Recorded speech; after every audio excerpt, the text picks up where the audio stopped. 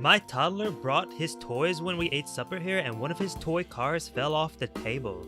A waiter tripped on it and spilled food all over our table. Safe to say, we were enraged. I reported the waiter to the manager, and we will be calling later on to get an update.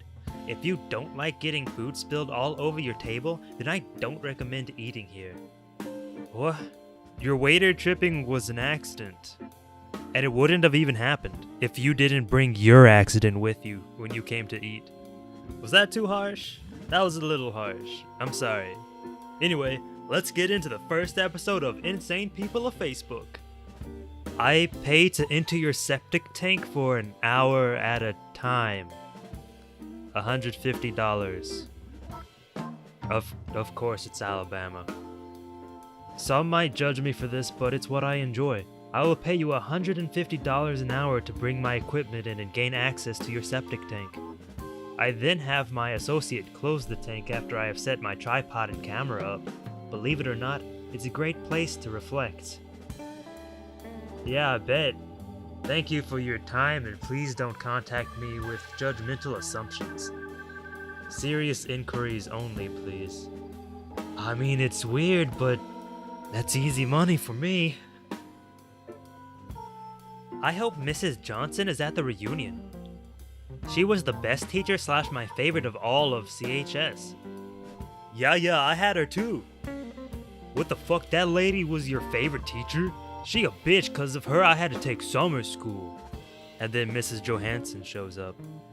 Sadly, I will not be able to attend, but thank you all for inviting me to the group. Larry, I am sorry you feel that way. Obviously my grammar lessons didn't stick too well. LMFAO, burn! Go, Mrs. J! Whatever. I couldn't say it in high school, so I say it now. You are a bitic. Larry, you can barely say it now. Also, you could have said that in high school because bitic isn't a real word. I am going to use my context clues and assume you are attempting to call me a bitch. In that case, I will point out that your Facebook information lets me know that you are currently single and unemployed. Who's the bitch now? Double burn! This is why you're my favorite teacher! Don't mess with Mrs. Johnson. Earth is flat. Vaccines are poison. We never went to the moon. Climate change is a hoax. You live under the firmament. Math is subject to human error. Chemtrails are real. Evolution is a lie. We are all... whatever that is. Scientism is a faith-based religion. Stand up for the truth. Don't let the government keep lying to you. Look for the truth yourselves. You hear that?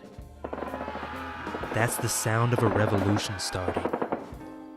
Has anyone put together a vaccine-preventable disease first aid kit of sorts? My husband is strongly pro-vax and I am the opposite. He has stated he is scared of deadly vaccine-preventable diseases, but that is because he isn't aware that they are usually fairly mild.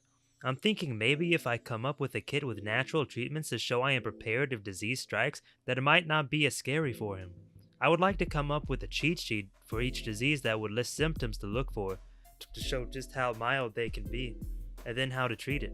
What would you recommend I put in this kit in terms of remedies? Links to products would be awesome if you have them. I wasn't gonna put this one in until I saw this comment. Here's a stylish box you can keep them in. I recently ordered a takeout latte at one of your stores only to discover I had the wrong drink after leaving. When I returned, I was made to feel this was my fault for picking up the wrong drink when it was handed to me. I suggest you take names of customers and write on cups like Starbucks to avoid mix-ups. There you go. Absolutely vile stuff. I'll be taking this further and I hope you lose your job for this. Can you imagine if this was real? Like, Wendy's is something, but this would be on a whole nother level. If my future daughter ever says she's a lesbian, I'm gonna have to sneak in her room and show her how dick feels. No. You're breaking so many laws. Rape? Sexual assault? I don't know if incest is against the law, but it's definitely taboo. Don't do that. And it's your daughter? So she's probably a minor? That's a whole nother slew of laws being broken. Just don't. 1 star. I went here over the weekend when they were doing some weird wedding expo thing. There was some food out that tasted kind of funky, a bit dry. They offered me some cake which I tasted, and it had lemon. Lemon! Like, why lemon? Finally, nobody pushed my cart to my car. I had to do it myself and push the cart back to the store. If this is how they treat their customers, then they lost one. What do you have against lemons? And at least you pushed your cart back to the store. I see a lot of people that don't do that. So good on you for that. For the past 2 years now, I have been looking for a good and genuine spellcaster to bring back my ex-lover back, and also help me to win lottery. And it has been a hard time for me finding the right place until I get in contact with Dr. Suin, who gave me powerful prayer and assured me that it will take 2 days before the spell will be effective. Unbelievable. The next 2 days I got a call from unknown number, so I decided to pick the call. The next thing I could hear was my love voice. She was pleading and begging me on the phone that I should forgive her, that I should forget all that have happened, that she did not know what came over her. She promised not to leave for any reason again, that she was really sorry for what she did. I was so surprised because I never believed that this could happen. So that was how I accepted her back the next morning. She came to my house and still pleading for me to forgive her, I told her that everything is okay, that I have forgiven her from my heart. That was how we started again. We are together now. Thank you, Dr. Sun, for making her to know that we are meant to be together, and also making my dreams to come true. Email him now for your own help. Alright, so this could be fake, but hear me out, this could be real. So, let's call the guy that posted this Chad, and the dead ex-lover is Ashley. Now, Ashley has a long-lost twin sister, Heather. One day, Heather sees Ashley and is very surprised to find her twin, but then she sees Chad, and it's love at first sight.